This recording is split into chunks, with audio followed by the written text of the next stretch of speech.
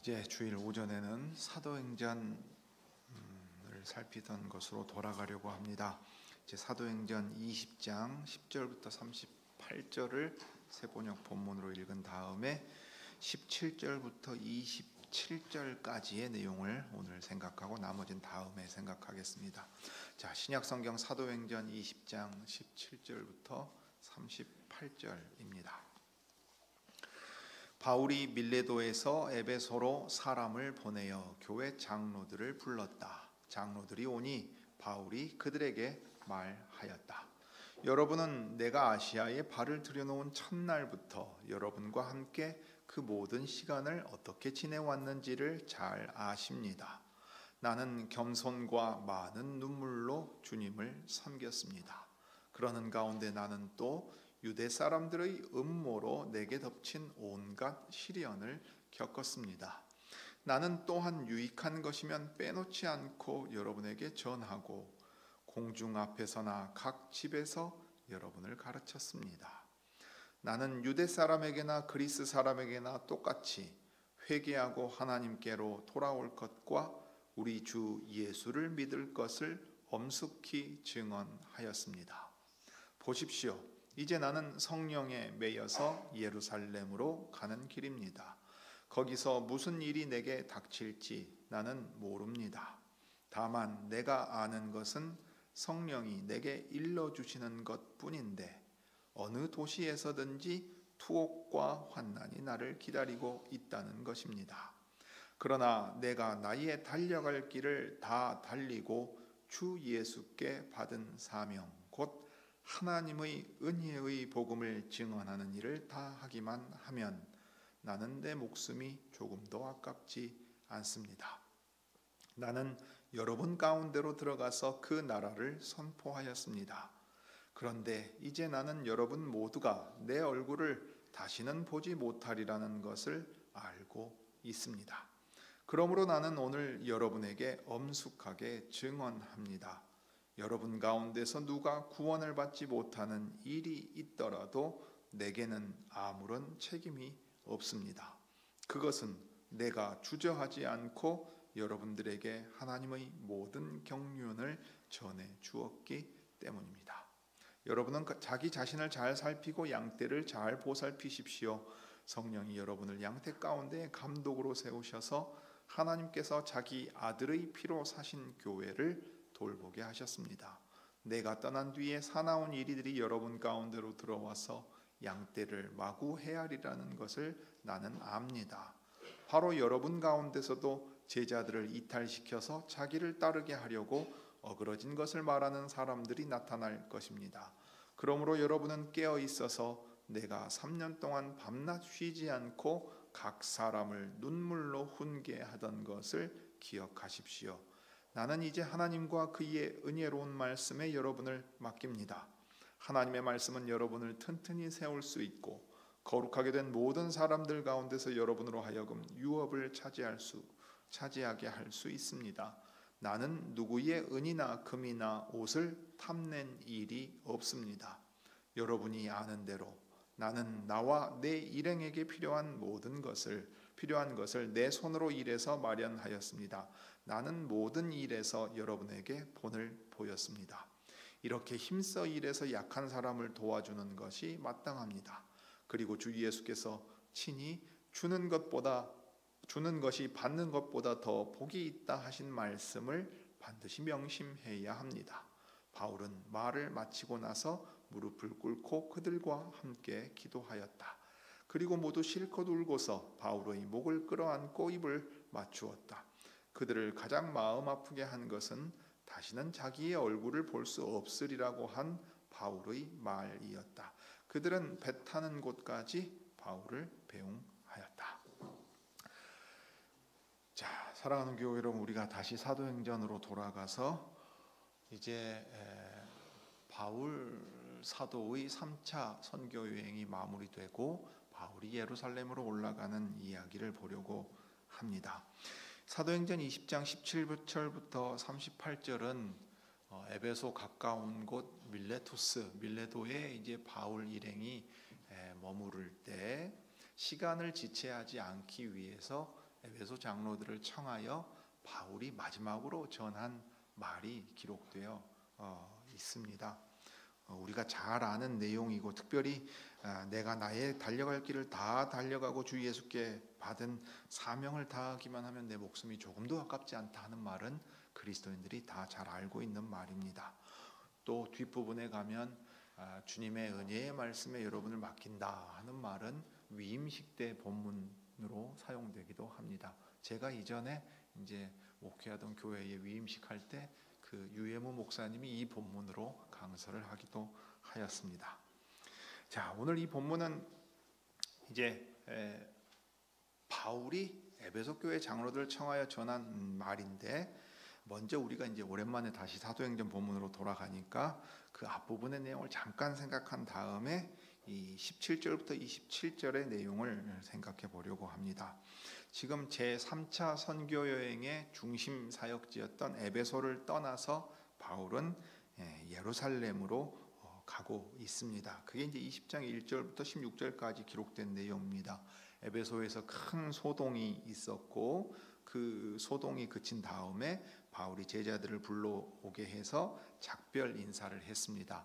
그 다음에 이제 마케도니아로 떠나갔습니다.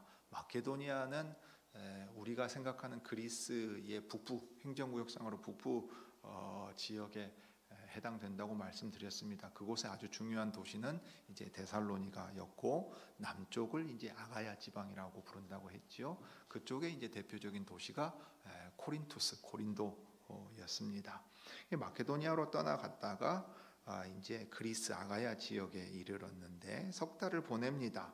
그 다음에 이제 배를 타고 시리아로 가려고 했는데 무슨 일이 있었는가 하면 유대 사람들이 바울을 죽이려고 했습니다. 배에 올라타면 아무래도 그를 죽이기 훨씬 더 수월하였을 것입니다. 그래서 배로 가지 않고 마케도니아로 돌아가가지고 육지를 따라서 빙 둘러서 가려고 한 거지요. 그러니까 그리스 아가야 지역에서 마케도니아로 가서 다시 드로아를 지나고, 드로아에서 이제 항구를 거쳐서 하루 거리 되는 이제 항구를 거쳐가면서 이제 지나가려고 한 겁니다. 그 이야기가 이제 그 뒤에 기록되어 있어서 드로아에 주일 예배를 드릴 때 유두고를 살린 이야기가 기록되어 있었습니다. 그런 다음에 이제 13절에 보면 우리는 배로 먼저 가서 배를 타고 아소를 향해 떠나고 바울을 아소에서 만나서 미둘레네로 갔다가 이제 기오 맞은편에 이르고 그 다음 날 사모에 들렀다가 그 다음 날 밀레투스에 이제 도착한 얘기가 나옵니다. 이제 좀 특이한데, 왜냐하면 그 중간에 오다 보면 이 밀레도에 에베소가 가깝고 에베소가 3차 선교 여행에서 아주 중요한 곳이었잖아요. 그러면 바울이 들릴 법하지요. 물론 이제 큰 소요가 있었기 때문에 바울이 그 에베소에 다시 가기 어려웠을 수도 있지만, 직접적인 이유는 이 명절에 맞춰서 여기 보면 이 16절에 나온 대로 오순절까지는 예루살렘에 도착하기 위해서는 여행의 스케줄이 아주 빡빡하게 예정된 대로 진행해야 되기 때문에 에베소에서나 아시아에서 시간을 지체하려고 하지 않았습니다. 자, 그러니까 바울에게 있어서는 지금 제일 중요한 목표는 뭐냐면 예루살렘으로 올라가야 한다. 그리고 그것을 위해서는 오순절이라고 하는 명절이 되기 전에 도착해야 한다 하는 것이었습니다.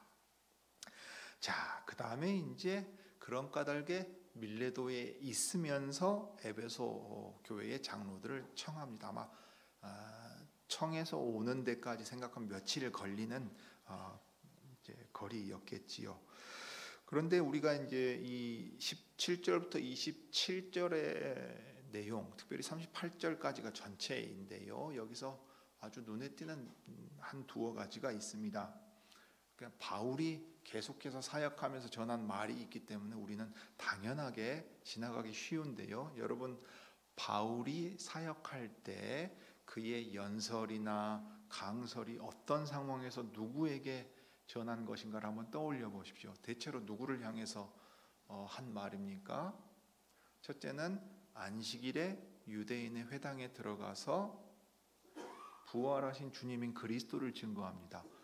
유대인들에게 전한 말이 많았습니다. 그 다음에 이방인들에게 전한 이야기가 있습니다. 그런데 놀랍게도 여러분 잘 꼼꼼히 한번 보시면 사도행전 기록에서 바울이 신자들에게, 그러니까 이미 예수를 믿고 있는 제자들에게 전한 말은 잘 안 보입니다. 누가가 이제 선별하여 기록할 때 유대인이나 이방인에게 부활하신 예수 그리스도의 복음을 증거한 내용은 많이 기록했는데 신자들에게 전한 그 내용을 길게 기록한 것은 오늘 20장에 에베소 교회의 장로들을 청해서 전한 말이 거의 유일합니다. 그러니까 이 에베소 교회의 장로들을 청해서 전한 이 말은 사실 에베소 교회의 장로들에게 한 말이기도 하지만 사실 에베소 교회로 대표되는 바울이 들렀던 모든 교회들에게 주는 말이기도 해요. 이렇게 생각해 보면 요한계시록 2장과 3장에 사도 요한이 소아시아의 7교회에 주는 편지들이 있지요. 그리고 그 편지들은 각각의 교회들에게 줬지만 회람해야 됩니다. 그리고 모든 교회가 그 내용을 둘러보아야 되는 것과 같은 거지요. 그러니까 에베소 교회의 장로들에게 한 말이지만 모든 교회의 장로들이 들어야 되는 말이 됩니다. 그러니까 에베소 교회 장로들을 청하여 전한 말만을 여기 길게 기록함으로써 다른 교회들에게도 유사한 권면들을 했거니와 그 교회들도 이 말을 들어야 된다 했어요. 그 다음에 17절과 18절을 보면 바울이 밀레도에서 에베소로 사람을 보냈습니다. 그래서 교회의 장로들을 불렀습니다. 여러분 그냥 장로들을 불렀다 그러면 장로님들 시간 되시면 좀 오시렵니까? 제가 가기는 어렵겠네요.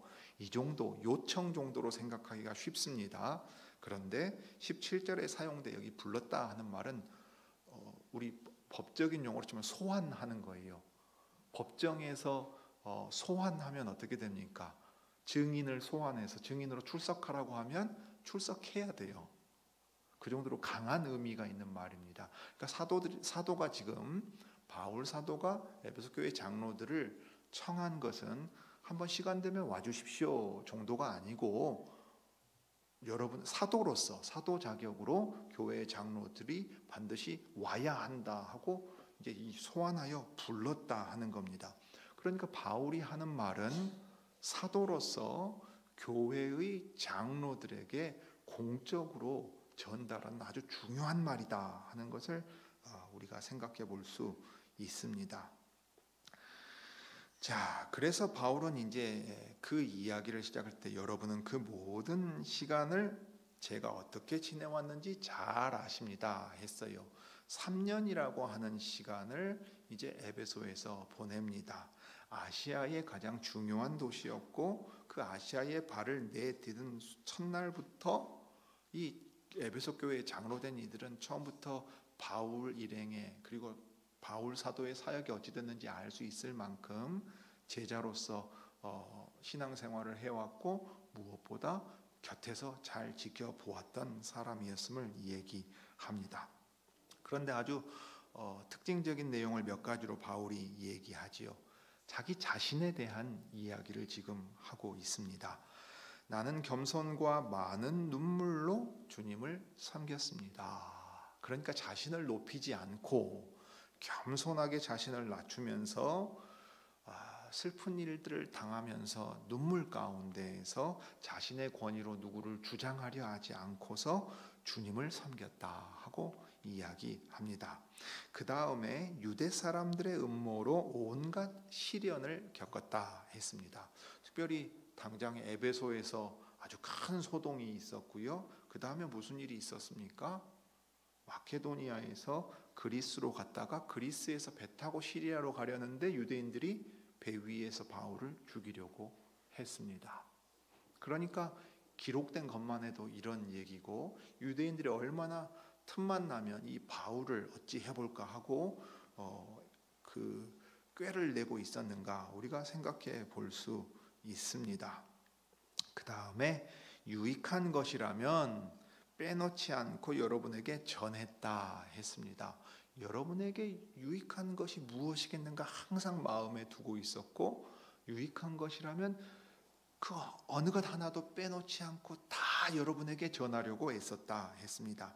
그런 다음에 모여 있을 때든지 각 가정에 있을 때든지, 그러니까 우리로 치면 공예배 때 모이는 거지요. 그 다음에 각 가정을 돌아다니면서 바울은 힘써서 가르쳤다 했습니다. 그 다음에 이제 21절에 가면 유대인이나 그리스인에게 똑같이 유대인이나 이방인이나 할 것 없이 회개하고 하나님께 돌아와야 한다. 이 복음의 가장 중요한 내용이지요. 그 다음에 우리 주 예수를 믿을 것을 엄숙하게 증언하였다 했습니다. 사도로서 주 예수께서 맡겨 보내시고 또 하라 명하신 일을 기회가 닿는 대로 힘써서 어떠한 자세로 행했는지를 지금 들려주고 있습니다. 무엇보다 하나님 나라의 복음에 있어서 유대인이든 그리스도인이든 그 어떤 사람이든 회개하고 하나님께로 돌아와서 주 예수를 믿어야 하나님 나라의 백성이 된다 하는 것을 분명하게 선언했다고 보여주고 있습니다. 이게 이제 25절에 가면 그 나라를 여러분 가운데로 들어가서 선포했다 하고 말합니다.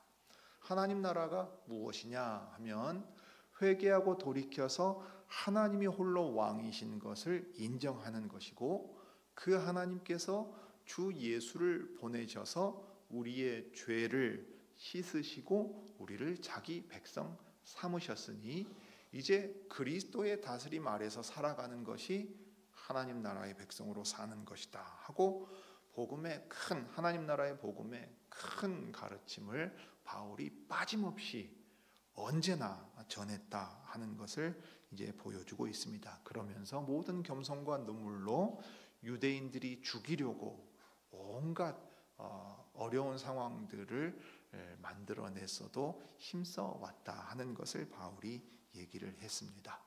여기까지 들으면 여러분 어떤 생각이 드십니까? 바울이 왜 지금까지는 하나님 나라의 복음만을 그렇게 전했고 또 누가가 그 사실만을 기록했는데 오늘 여기서는 바울 자신의 얘기를 이토록 크게 기록하고 있는가 생각해 봐야 되지 않겠습니까? 누가가 지금 오늘 바울이 이 에베소 교회 장로들을 청해서 만날 때 그 자리에 있었습니다. 왜냐하면 13절 이하에 우리는 이라고 하면서 자신이 그 일행 가운데 있다는 것을 지금 기록해 두었기 때문이에요. 그러니까 자신이 목격자로서 바울이 어떤 마음으로 어떤 의도에서 에베소 교회 장로들을 사도가 만나 이 말을 하고 있는지를 알았던 겁니다. 그리고 이것을 특별히 기록해 두어야 되겠다 하고서 여기에 최대한 바울의 그 말 자체를 기록해 두고 있는 겁니다. 사실 바울이 하나님 나라의 복음을 이야기하기보다 자신이 어떠한 자세로 섬겼는지 마치 변호하듯이 이야기하는 이 내용은 그 이유가 있습니다. 그렇게 말하는 목적도 있지요. 왜냐하면 22절부터 26절이 우리에게 그것을 보여주듯 보십시오. 바울이 강조하고 있는 거예요. 제가 이 얘기를 왜 하는가? 여러분 한번 생각해 보십시오. 저는 성령에 매여서 예루살렘으로 간 길입니다 했어요. 보통 심령에 매였다 했는데 그 영에 매이는 거니까 오히려 성령께서 바울을 꽉 붙잡고 주장하셔서 너는 이렇게 해야 한다 하고 데려가시는 거예요. 그러면 어디로 데려가시느냐 하면 예루살렘으로 데려가십니다. 마치 우리 주님이 아버지께서 보내신 뜻을 이루시기 위하여 예루살렘에 가셔야만 했던 것처럼 바울도 성령의 메인 바 되어서 예루살렘으로 가야만 한다고 말하고 있습니다. 그런데 이때 예루살렘은 영광을 얻을 장소가 아닙니다. 누가복음 9장 51절에 보면 주 예수께서 예루살렘을 향하여 그 시선을 고정시키셨다, 이 작정하셨다는 말로 나오는데요. 관용적인 표현입니다. 눈을 딱 고정시키고 거기만을 보고 가신 거예요. 누가복음 9장 51절 이하에는 누가복음에만 기록되어 있는 그 소위 긴 여행에 대한 기록이거든요. 근데 그냥 여행이 아닙니다. 예루살렘으로 가기 위한 여정입니다.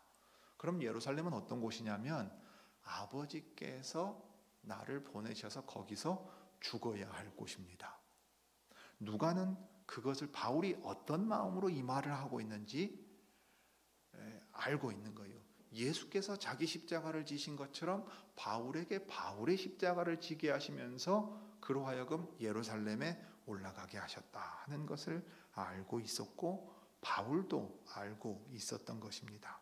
그런데 문제는 이 예루살렘으로 가면 무슨 일이 생기느냐? 구체적으로 무슨 일이 생길지 바울 자신은 알 수 없죠. 그런데 성령께서 알려주시는 것이 있습니다.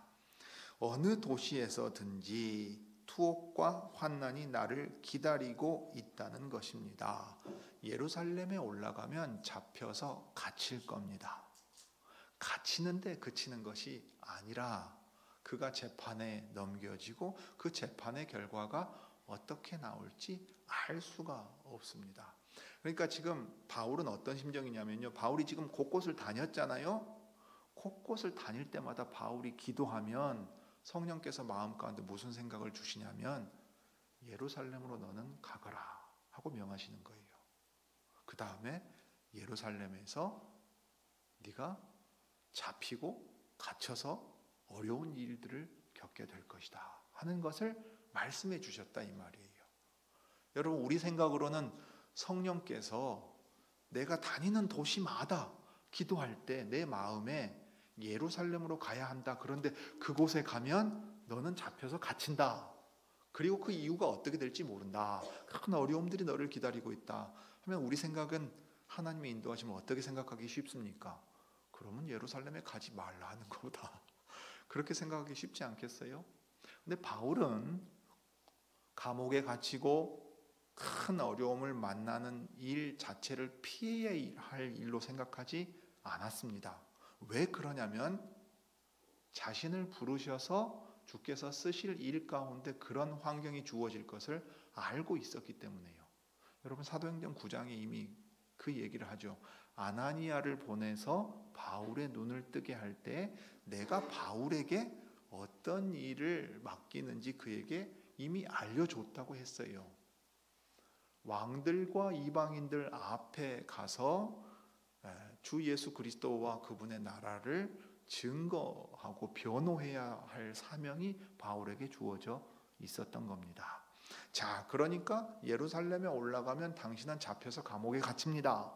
그 후에 어떤 결과가 있을지 모릅니다. 대체로 그렇게 해서 감옥에 갇힌다 하면 그에게 이제 그를 기다리고 있는 결과는 사실은 죽음이에요. 그러니까 자신이 죽을 것을 내다보고서 물론 세부적으로 어떻게 될지는 알지 못하지만 예루살렘에 올라가면 잡히고 갇히고 죽을 것이라 하는 큰 결론은 이미 나와 있는 겁니다. 그러면 이제 어떻게 되느냐? 아마 성을 다닐 때마다 그 말씀을 하셨다, 그 마음을 주셨다는 얘기는 뭐냐면 오늘 여기 들른 성이 마지막이다 하는 마음으로 그들과 작별하는 것이고 그들에게 바울 이후를 준비할 수 있게끔 해야 했어요. 오늘 바로 그 마음으로 에베소 교회의 장로들을 부른 겁니다. 나는 더 이상 여러분의 얼굴을 보지 못합니다. 마지막이라는 거예요. 그러면 이때 작별한다는 것은 그냥 잘 있어라 나 간다 그게 아니겠죠. 바울은 내가 있냐 없냐가 중요한 게 아니에요. 주님의 교회가 어떻게 든든히 서갈 것인가 그것을 생각하고 있기 때문에 자신이 어떻게 사역했는가 하는 것을 지금 이야기하고 있는 겁니다. 그래서 여러분에게 엄숙하게 증언한다 하면서 나는 여러분 모두가 내 얼굴을 다시는 보지 못하리라는 것을 알고 있습니다 하고 지금 이야기하는 겁니다. 이제 제가 여러분에게 직접 찾아와서 주님의 말씀으로 권면하고 각 사람을 눈물로 훈계하고 목양하고 이렇게 할 수 없습니다. 이러면 이제 제가 여러분과 함께 있지 않는 것이고 앞으로 여러분에게 모르겠습니다. 우리로 치면 목사가 될 사람이 나와서 든든히 선다면 좋겠지요. 디모데가 여러분 가운데 있을 수도 있고 실제로 그랬습니다. 디도를 보낼 수도 있고 다른 어떤 내 동역자들이 내 뒤를 이어서 일할 수도 있겠습니다마는 그것은 주님의 손에 달린 것이고 여러분이 교회의 장로로서 주님의 교회가 든든히 서 있기 위하여 반드시 기억해야 할 것이 있습니다. 적어도 저는 이것만은 말하고 떠나야 합니다. 그런 심정으로 있었던 거예요. 자, 더욱이 이제 사도가 여기를 떠나면 무슨 일이 생기겠습니까? 고린도 교회에 있었던 일이 또 있을 수도 있어요. 무슨 일이지요? 사도의 권위를 훼손하고 무시하면서 사도가 가르쳤던 것들을 어그러뜨리는 사람들이 나올 수도 있습니다. 안에서도 나올 수도 있고 밖에서의 가르침도 들어올 수 있어요. 고린도나 에베소나 우상을 섬기는 도시로서 아주 유명한 도시 아니었습니까? 그러니 이제 막 시작된 교회가, 얼마 되지 않은 교회가 쉽게 그 악한 자의 손아귀에, 그 꾀에 넘어갈 수도 있는 그런 염려가 항상 있었던 것입니다. 그러니 바울이 예루살렘에 올라가기 전에 당부하는 말을, 신신당부하는 아주 중요한 말을 그들에게 전해야 했어요. 여러분, 사실 교회의 에베소 교회의 장로들을 청해서 이 말을 했지만 에베소 교회의 장로들처럼 교회를 맡아서 사도의 사역을 이어가야 할 사람들에게 당부한 내용들이 또 성경에 보면 나오지요. 디모데 전후서하고 디도서입니다. 우리가 목회서신이라고 부르는 바로 그 책들입니다. 여러분, 만약 제가, 우리 이제 은퇴하신 목사님이 계십니다만, 제가 만약 남부개혁교회 목사로 계속 있다 은퇴한다고 치면 어떤 생각이 들겠어요? 아이고, 힘들었는데 끝나서 잘 됐다, 이제 좀 쉬자, 그러겠어요? 사실 목사들은 그럴 수 없습니다. 히브리서 13장에 기록된 것처럼 각 사람이 주 앞에서 알아야 될 내용을 자기의 일인 것처럼 깨어서 잠도 못 들면서 걱정한단 말이에요. 교인 수만큼의 걱정을 목사는 다 하는 거예요. 그래야 그가 진짜 목사이지 않겠어요? 그러면 그 짐을 내려놓느냐? 그러면 그렇지 않아요. 내 뒤에 어떻게 될 것이냐 생각한다고요. 여러분, 웃으실지 모르겠는데 우리 이웃교회 목사님하고 제가 만나면 그런 얘기해요. 우리가 기도를 열심히 해가지고 이제 우리 뒤에 목사로 설 사람을 지금부터 찾아보고 준비해야 된다. 얼마 안 남았다. 왜요? 그 사람이 서는데 10년 이상 걸리거든요. 여러분, 저 왔을 때 젊은 목사님 왔다고 했는데 젊지 않아요. 젊지 않아요. 우리 시대 오래 산다고 해도 젊지 않고요. 10년, 15년 금방 갑니다. 정말 금방 가겠지요. 그러면 주님의 교회는 그 대를 이어서 말씀을 전할 사람이 있어야 되겠고, 목양하고, 목사뿐만 아니라 다른 직분자도 서야 되고, 특별히 목사도 서야 합니다. 지금부터서 고민이라니까요. 기도하고 있고요. 여러 가지 생각들을 많이 하고 있어요. 그러니 바울은 오죽했겠습니까? 여러분, 바울이 이게 주후 57년경 정도 되는 상황입니다. 바울의 나이가 어느 정도 됐을 것 같습니까? 놀랍게도 제 나이 정도 됩니다. 딱 제 나이 정도 됩니다. 50대 초반입니다. 그런데 우리 시대에는 50대 초반 그러면 에이, 젊지, 아직 창창하고 막 이렇게 말하겠지요. 지금 바울이 어느 시대 사람입니까?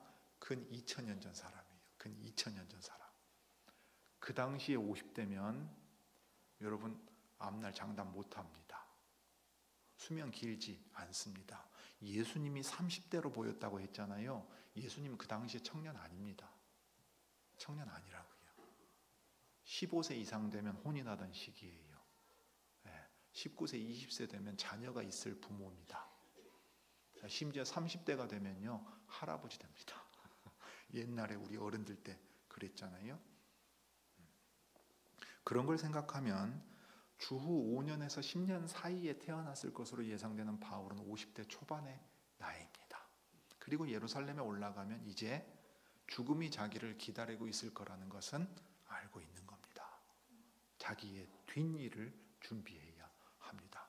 그러니 얼마나 절절한 마음 가운데 기도가 되겠습니까? 장로들을 청해서 반드시 여러분이 오셔서 이제 제 마지막 말을 들으십시오. 사도로서 제가 장로인 여러분들과 에베소 교회와 제가 들렀던 모든 교회들에게 이 말을 꼭 들려주고 싶습니다 하고서 지금 들려주는 얘기입니다. 그러니 이건 자기의 얘기가 아니에요.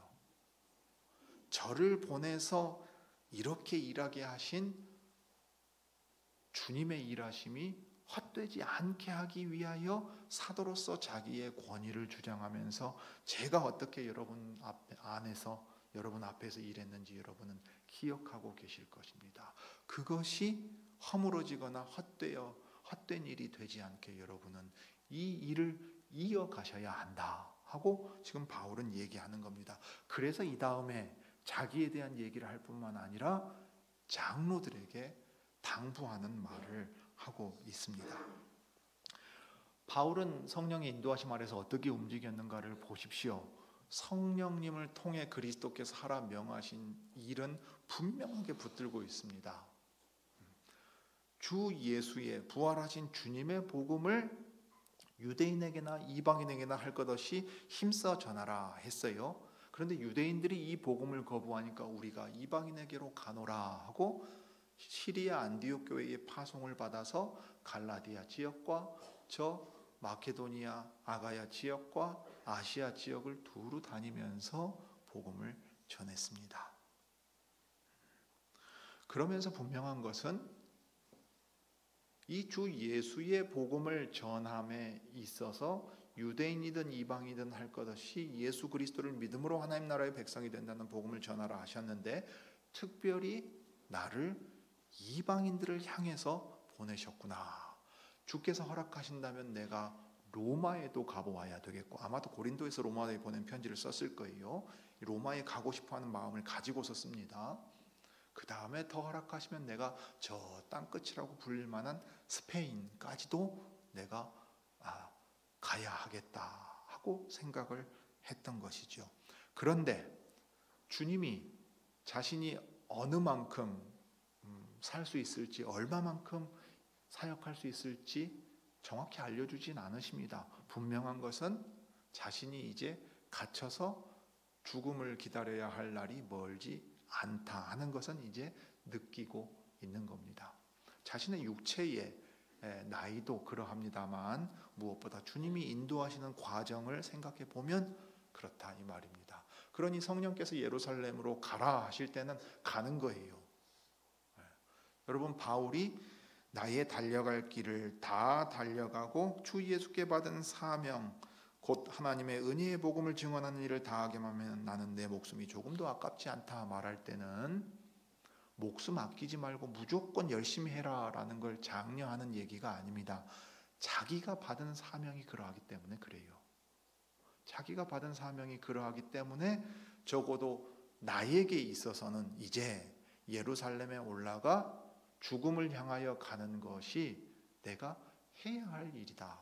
그러나 내가 죽는다고 할지라도 내게 맡겨주신 사명은 나로 하여금 다 하게 하시는 것이고 주님의 일은 실패치 않는다.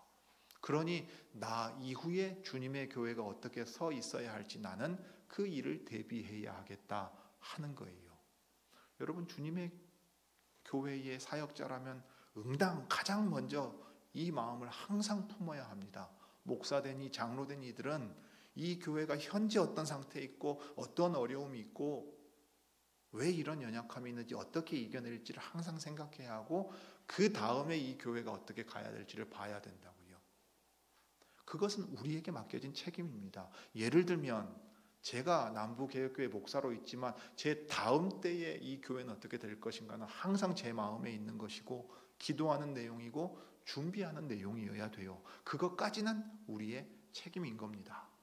그러니 바울은 이 일에 있어서 고난과 환난이 기다린다, 투옥되고 죽는 길로 갈지라도 주께서 맡기신 일이면 간다 하는 거예요.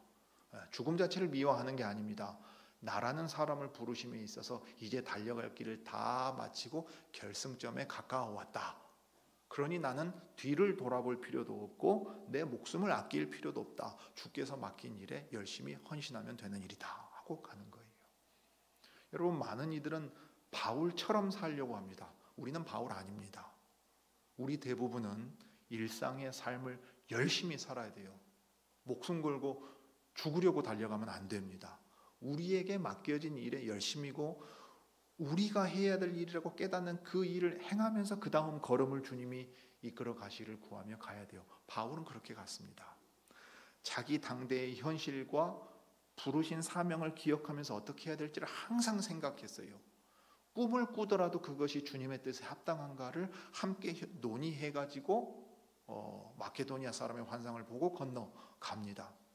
주어진 계시를 해석하고 분별하고, 그래서 자기가 구체적으로 어떻게 행동해야 될지를 계속해서 깨달아갔던 사람이에요. 사명을 꿈꾸면서 깨달을 거라고 생각하지 마십시오. 기도한다고 그냥 들려주시는 거라고 생각하지 마십시오. 말씀을 통해서 내가 할 수 있는 일, 해야 되는 일에 대한 마음을 분명히 주십니다. 여기 심령에 매인다, 성령에 매인다는 건 그런 거예요. 주님의 말씀을 통해 내가 교회의 지체로 살아야 되겠구나. 내가 직장에 성실히 열심히 살면서 이 교회에 이런 일들을 할 수 있겠구나 깨닫고 살아가는 게 우리 일반의 상황입니다. 그러나 교회에 필요한 직분자들이 있고, 그 직분자들은 특별히 교회의 지도자들입니다. 그러면 그들은 깨어 있어야 하고, 다른 이들이 보지 못하는 걸 볼 수 있고 준비해야 하고 생각해야 합니다. 그 일을 위해서 에베소 교회의 장로들을 바울이 지금 불러서 이 권면을 하는 겁니다. 자, 그러면서 바울이 이런 얘기를 합니다. 26절입니다. 그러므로 나는 오늘 여러분에게 엄숙하게 증언합니다. 여러분 가운데서 누가 구원을 받지 못하는 일이 있더라도 내게는 아무런 책임이 없습니다. 여러분, 바울이 갑자기 좀 비겁한 모습을 보이는 것 같지요. 여러분, 나한테 책임 떠넘기지 마세요. 저는 할 일 다 했어요 라고 말하는 것처럼 보일지도 모릅니다. 그러나 잘 보십시오. 27절, 그것은 나에게 책임이 없는 이유는 내가 주저하지 않고 여러분들에게 하나님의 모든 경륜을 전해 주었기 때문입니다. 하나님께서 당신의 나라를 경영하시는 그 경영하심의 모든 것을 저는 여러분들에게 빠짐없이 전했습니다. 주님이 그것을 전하라고 저를 보내셨고, 저는 이 일에 성실하게 충성된 종으로 이 일을 다 하였습니다 라는 고백이 있습니다. 이것은 먼저 말씀 사역자에게 적용되어야 될 말이겠지요. 주님의 말씀을 신실하게 주어진 시간 동안 한결같이 치우치지 않고 하나님의 모든 경영하심을 다 전할 필요가 있습니다. 성경을 가르치고 전하기도 하고 요리문답을 통해 전체의 내용을 요약하여 가르치기도 합니다. 예배 때 말할 뿐만 아니라 개인적으로 권면하기도 하고, 필요하면 책을 읽고 공부하기도 합니다. 특강을 하기도 하고 다른 어떤 공부를 진행시키기도 할 겁니다. 자, 그러했다면 여러분, 그리스도께서 보내신 말씀의 사역자가 주님의 말씀을 신실하게 여러분에게 전했다면, 자, 이제 남은 책임은 무엇입니까? 그 말씀을 들은 자들이 믿음으로 응답하는 일입니다. 사도를 보내신 주님은 사도를 통해서 교회의 장로들에게 이렇게 말씀하십니다. 이제 말씀을 들은 자들이 그 말씀을 믿음으로 받았는가 너희는 살펴라. 그 일이 회중의 책임이라고 분명하게 사도를 통해 들려주십니다. 내가 주저하지 않고 여러분들에게 하나님의 모든 경륜을 전해 주었기 때문에 혹여 누가 구원 얻지 못하는 사람이 나온다면 그 사람은 하나님의 말씀을 듣고 믿음으로 응답하지 않은 까닭입니다 라고 말하는 거예요. 주님의 백성 가운데, 그러니까 교회라고 하는 울타리 안에 그런 사람이 있을 수 있다는 것을 바울은 항상 잘 알고 있었습니다. 혹시라도 그런 일이 없기를 바라지만 있을 수 있다는 사실을 알았다고요. 여러분, 좋은 목사가 선다는 것으로 좋은 교회 저절로 세워지지 않습니다. 바른 설교가 있다고 저절로 교회가 거룩해지지 않습니다. 주님의 백성들 각자가 주님의 말씀을 진실하게 받고 자기를 살피고 부단히 거룩한 싸움을 싸워감으로써 믿음으로 응답할 때 이 교회가 든든히 서 갈 것입니다. 우리는 뛰어난 목사가 오기만을 바랄 때가 참 많아요. 뛰어난 지도자가 우리 할 일을 다 대신해 주기를 바라요. 대통령이 이 나라 다 책임지는 것처럼 말합니다. 그런데 실제로 대통령 한 사람이 이 나라 일 다 합니까? 아니지요. 교회는 어떻습니까? 목사 한 사람이 말씀 잘 전하고 언변이 좋고 인격이 훌륭하면 교회가 저절로 됩니까? 아니요. 주님의 백성, 하나님의 말씀이 풍성히 전해지고 바르게 전파되고 신실하게 전해도 마음이 완고해지고 주님의 말씀을 믿음으로 응답하며 받아들이고 자라가는 회중이 있지 않는 한 교회는 설 수가 없습니다. 여러분, 그러므로 주께 우리가 계속해서 구해야 될 것은 이것입니다. 주님의 교회에 주님의 말씀이 항상 바르게 전파될 수 있도록 말씀의 사역자를 세워주십시오. 양무리를 살필 수 있는 장로 직분자들이 서게 하시고 또 형제와 자매의 형편을 돌아보고 섬길 수 있는 봉사의 직무를 행할 집사 직분자들도 서게 해 주십시오. 그에 못지않게 주님의 백성들 모두가 주님의 말씀을 흘려듣지 않고 하나님의 모든 경륜을 잘 배워서 지키고 행하는 사람들이 되게 해 주십시오 라고 구할 때는 나 자신이 그런 사람이 되겠다는 다짐이기도 한 것입니다. 그래야만 교회가 섭니다. 그래야만 교회가 섭니다. 좋은 목사를 원하신다면 좋은 회중이 되십시오. 목사가 회중을 만들 겁니다. 나중에는 이 회중이 목사를 만들 겁니다. 우리 시대를 한번 생각해 보십시오. 여러분, 지금 신학교들 거의 다 미달이거든요. 주요 큰 교단 신학교 한 두세 군데 빼고 다 미달입니다. 목사가 너무 많아서 문제인 것 같지요. 젊은 사람들은 신학교 오지 않습니다. 그 다음에 지금 연로한 분들이 교회에 많지요. 인구 줄어듭니다. 교회 수 감소할 겁니다. 현재는 목사 수가 교회 수보다도 많아요. 그런데 이제 목사 수가 줄어들어요. 어쩌면 10년 안에 목사 구하기 힘들 겁니다.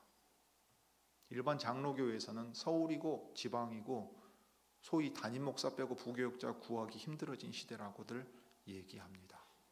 사람 자체가 부족해져요.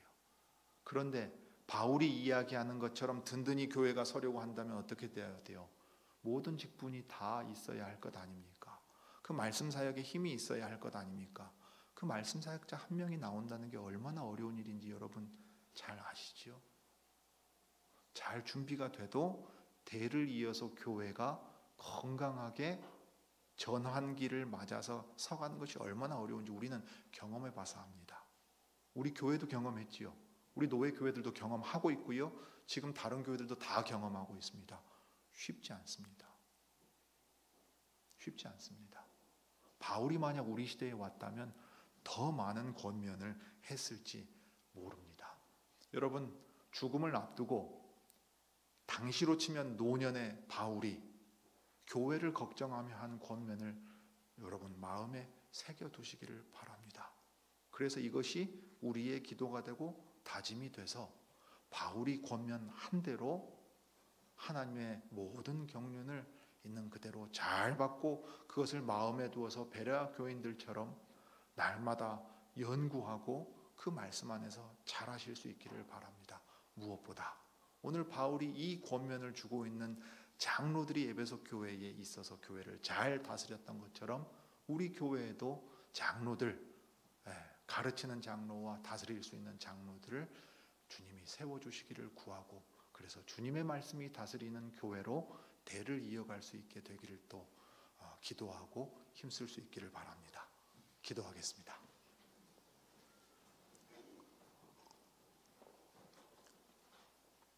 거룩하신 하나님, 우리 아버지, 사도 바울이 자신의 인생이 이제 마지막 단계에 들어감을 깨닫고 주님의 인도하심 아래에서 주님의 교회가 든든히 서가야 될 것을 항상 마음속에 근심하고 염려하며 또 주께 기도하였습니다. 자신의 걸음은 주께서 인도하시는 길 가운데 예루살렘으로 갈 것이고 이제 주님의 뜻대로 펼쳐질 것이지만 바울을 쓰셔서 두신 교회들은 주님의 은혜 아래서 존속되고 은혜 안에서 자라가야 할 터인데, 그렇기 위하여서는 특별히 장로된 이들이 먼저 깨어 있어서 사도 바울의 사역이 어떠했는지, 사도 바울이 전해준 말씀은 무엇이었는지 기억해야 했습니다. 그 일을 위해서 바울은 부득불 자기가 어떠한 자세로 그들 가운데서 사역했는지를 힘써 이야기했습니다. 그러므로 말씀으로 우리를 인도하던 이들이 어떻게 살았고 어떻게 사역했고 어떤 자세로 주님 앞에서 일했는지를 저희들이 기억하게 해 주옵소서.